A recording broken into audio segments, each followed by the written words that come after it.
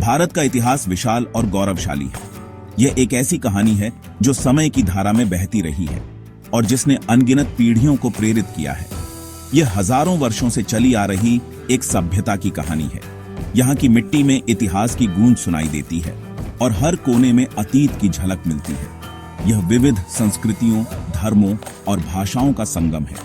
यहाँ हर त्योहार, हर परंपरा और हर रीति रिवाज में एक अनोखी कहानी छिपी है।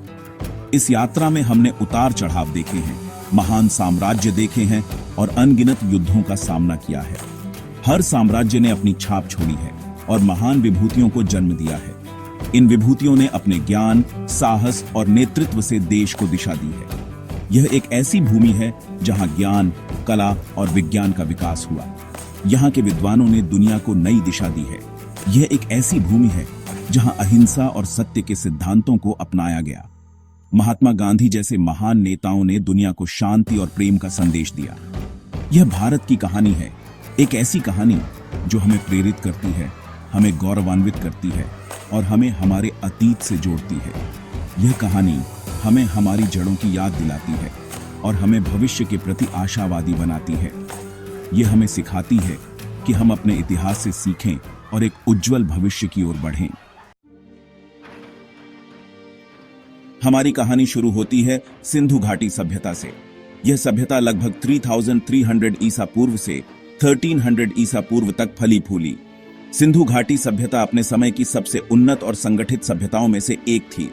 यहाँ के लोग नगर नियोजन, जल प्रबंधन और स्वच्छता में अद्वितीय थे। उनके पास एक विकसित लिपि थी जिसे आज तक पूरी तरह से समझा नहीं जा सका है।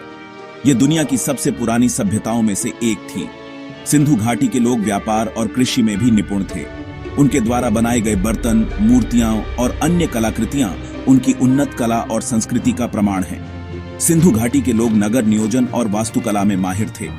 हड़प्पा और मोहनजोदड़ो जैसे शहरों की सड़कों और इमारतों की संरचना आज भी वैज्ञानिकों और इतिहासकारों को चकित करती है। उनके पास एक विकसित लिपि और कला थी। उनकी लिपि को आज तक पूरी तरह से पढ़ा नहीं जा सका है, लेकिन यह स्पष्ट है कि वे एक सुसंस्कृत और शिक्षित समाज थे। वेदों का काल भारतीय इतिहास का एक महत्वपूर्ण मोड़ था। यह काल लगभग 1500 ईसा पूर्व से 500 ईसा पूर्व तक फैला हुआ था।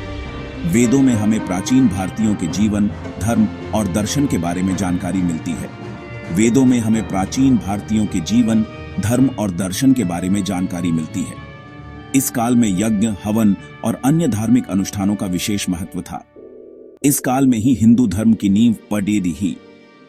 वैदिक धर्म के सिद्धांत और अनुष्ठान धीरे धीरे हिंदू धर्म के रूप में विकसित हुए। मौर्य साम्राज्य ने पूरे भारतीय उपमहाद्वीप को एक छत्र के नीचे लाया। यह साम्राज्य लगभग 322 ईसा पूर्व से 185 ईसा पूर्व तक अस्तित्व में रहा। चंद्रगुप्त मौर्य और अशोक महान जैसे शासकों ने इस साम्राज्य को गौरव प्रदान किया। अशोक महान ने बौद्ध धर्म को अपनाया और इसे पूरे साम्राज्य में फैलाया। गुप्त काल को भारत का स्वर्णिम युग माना जाता है। यह काल लगभग 320 ईसा पूर्व से 550 ईसा पूर्व तक फैला हुआ था। इस काल में कला, साहित्य, विज्ञान और गणित में अभूतपूर्व प्रगति हुई। गुप्त काल में भारतीय संस्कृति और ज्ञान का उत्कर्ष हुआ। आर्यभट्ट और कालिदास जैसे विद्वानों ने इस युग को अपने ज्ञान से समृद्ध किया।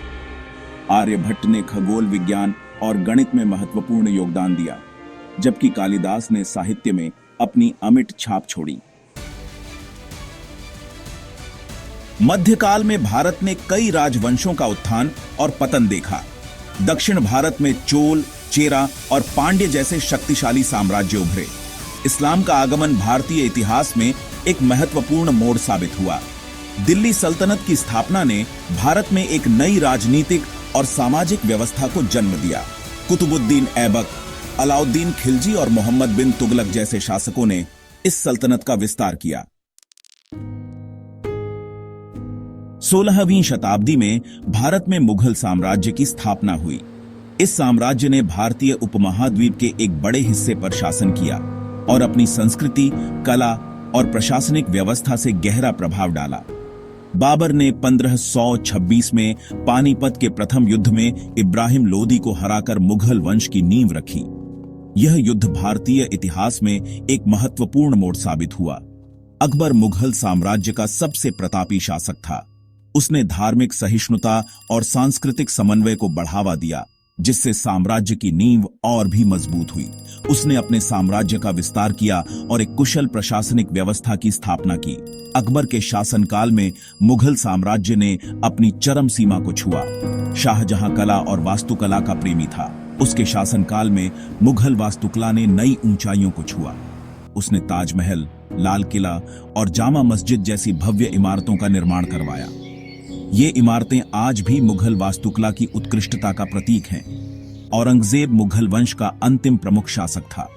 उसने अपने शासनकाल में साम्राज्य को और भी विस्तारित किया, लेकिन उसकी नीतियों ने साम्राज्य को कमजोर भी किया। उसके शासनकाल के बाद मुगल साम्राज्य का पतन शुरू हो गया। औरंगजेब की मृत्यु के बाद मुगल साम्राज्य धीरे धीरे कमजोर होता गया और अंततः ब्रिटिश उपनिवेशवाद के अधीन आ गया।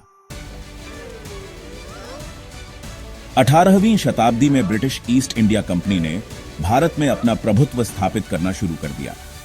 प्लासी के युद्ध और बक्सर के युद्ध में जीत के बाद अंग्रेजों का भारत पर नियंत्रण मजबूत हो गया। 19वीं शताब्दी में भारत में राष्ट्रवाद का उदय हुआ। 1857 का विद्रोह भारत की स्वतंत्रता संग्राम का पहला बड़ा विस्फोट था। महात्मा गांधी के नेतृत्व में भारतीय स्वतंत्रता आंदोलन ने एक नया मोड़ लिया। उनके अहिंसक प्रतिरोध के तरीकों ने पूरी दुनिया को प्रभावित किया। 15 अगस्त 1947 को भारत को स्वतंत्रता मिली। पंडित जवाहरलाल नेहरू भारत के पहले प्रधानमंत्री बने। उन्होंने भारत को एक आधुनिक, धर्मनिरपेक्ष और लोकतांत्रिक राष्ट्र बनाने की दिशा में काम किया। भारत ने 1991 में आर्थिक उदारीकरण की नीति अपनाई। इसके बाद से भारतीय अर्थव्यवस्था ने तेज गति से प्रगति की है। आज भारत दुनिया की सबसे तेजी से बढ़ती अर्थव्यवस्थाओं में से एक है। भारत का इतिहास हमें सिखाता है कि विविधता में एकता हमारी ताकत है। अतीत की गलतियों से सीखते हुए हमें भविष्य का निर्माण करना है। हमें अपनी समृद्ध सांस्कृतिक विरासत पर गर्व है और हम एक ऐसे भारत का निर्माण करने के लिए प्रतिबद्ध हैं जो समृद्ध, शक्तिशाली और सभी के लिए समान अवसर प्रदान करता हो।